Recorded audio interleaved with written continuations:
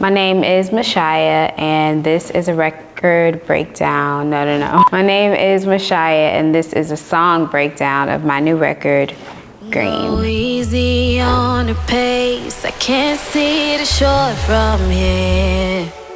We spill love all over the place and ignore the signs right there. I think I'm falling in love.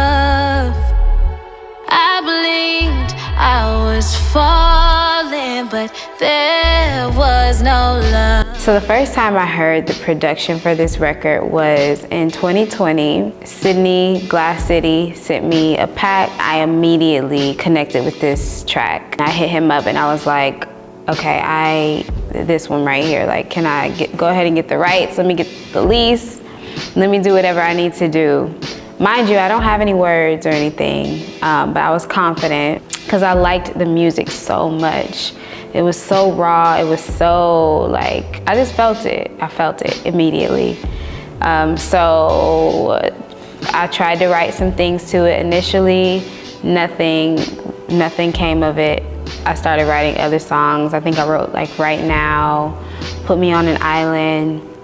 2021 came around and I was dating a really nice guy.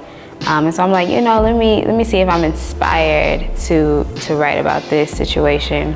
And I wasn't. So I'm like, okay, let's put this on the shelf. Nay to that. And yeah, sat on it for another year. And then 2022, I left a session with Danny and Queenie. Shout out to both of them. And I was so inspired by their work ethic. They were putting out a new project and just the systems that they had created to get their music completed. And it just really inspired me to like step it up. So I went home and I started writing Green.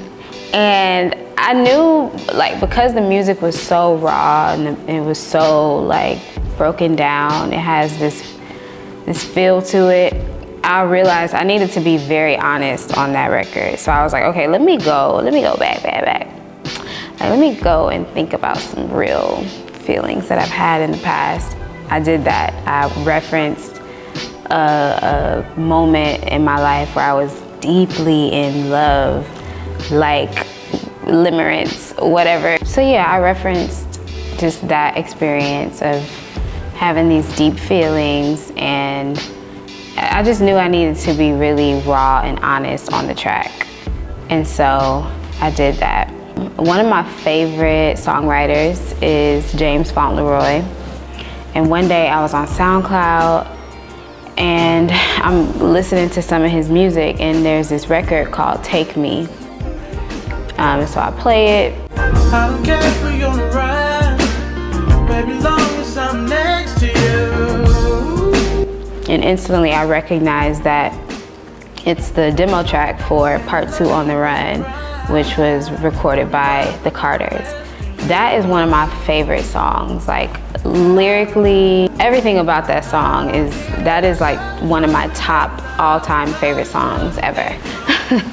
And so to see that he wrote that, first of all, I was like, that is so fire. But also it just inspired me. Like, I too want to like dive in and tap into that very raw emotion. And one thing about James that he does on a lot of his tracks, not all of them, but it's this effect. I don't know if it's called a doubler effect. I should know exactly what it's called. But there is an effect that he uses on a lot of his music. There's a song called Distant River. Go listen to Distant River by Cocaine 80s. Cocaine 80s. Look, I'm just going on so many different tangents. Point is, that effect really adds like this live-esque, raw element to the music that I really, really like. And so I knew I wanted to have that on this record. So when I went into the studio with Michael, I let him know, like, okay, here's my reference track. Was it ever even deep? Or did I make it up 'cause I've been struggling with sleep at night? I've been trying to grieve right. I'm trying to clear my heart, so I'm focused on my feet now. And so I gave him a bunch of James Fauntleroy tracks and kind of let him know this is like sonically the direction I want to go in. And of course, he delivered. That's why I love working with him. Green is really just so sweet and special. When I got the stems for this actual record and like got to see what Sydney had named some of the stems, I'm like, of course. Outer Space, I think. Some of the stem names were very ethereal. This is why I connected with this record.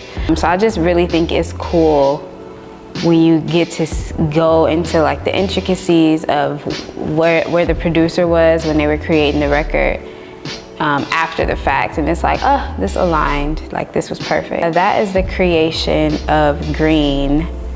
It's one of my favorites, the whole album. I'm very proud of my work. I'm very proud of myself for just not only writing the music, but actually getting it done, recording it, and just putting it out into the world. I don't like do the most as far as celebrating myself, but internally I'm very satisfied and I'm clapping for myself. Younger me is proud.